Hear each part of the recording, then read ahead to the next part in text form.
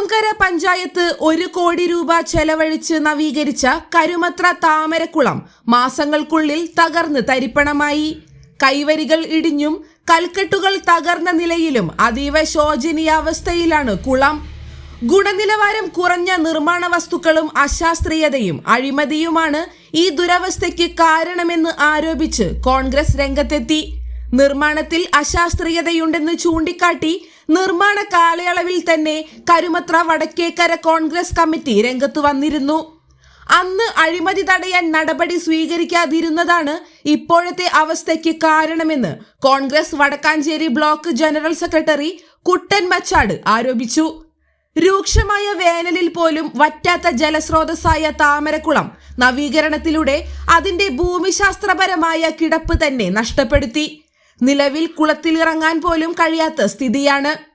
മുടക്കിയ 1 കോടി രൂപ കരാറുകാരനിൽ നിന്നും പഞ്ചായത്ത് ഭരണസമിതിയിൽ നിന്നും തിരിച്ചു പിടിക്കണമെന്നും നികുതി പണം കൊള്ളയടിച്ചവർക്കെതിരെ മാതൃകാപരമായ നടപടി സ്വീകരിക്കണമെന്നും കുട്ടൻ മച്ചാട് ആവശ്യപ്പെട്ടു.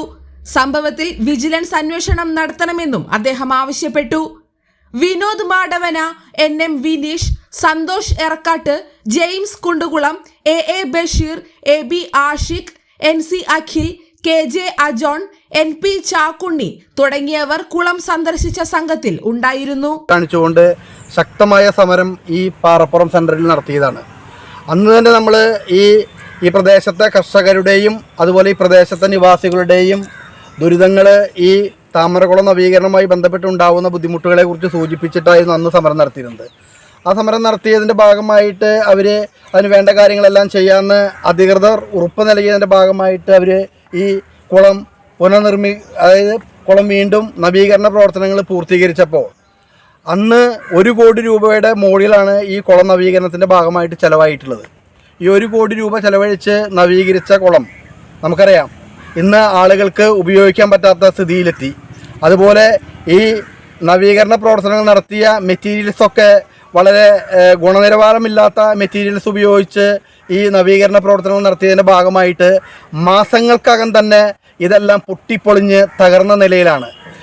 ജനത്തിൻ്റെ നികുതിപ്പണം ചെലവഴിച്ച് 1 കോടി രൂപയോളം ചെലവഴിച്ച് നവീകരണ പ്രവർത്തനത്തിൻ്റെ ഭാഗമായി നടത്തിയ അഴിമതിയാണ് ഇന്ന് ഈ കുളം ഇത്രയും ശോചനീയമായി കിടക്കാൻ ഉണ്ടായ കാരണമെന്നാണ് വാർഡ് കോൺഗ്രസ് കമ്മിറ്റിക്ക് പറയുവാനുള്ളത്.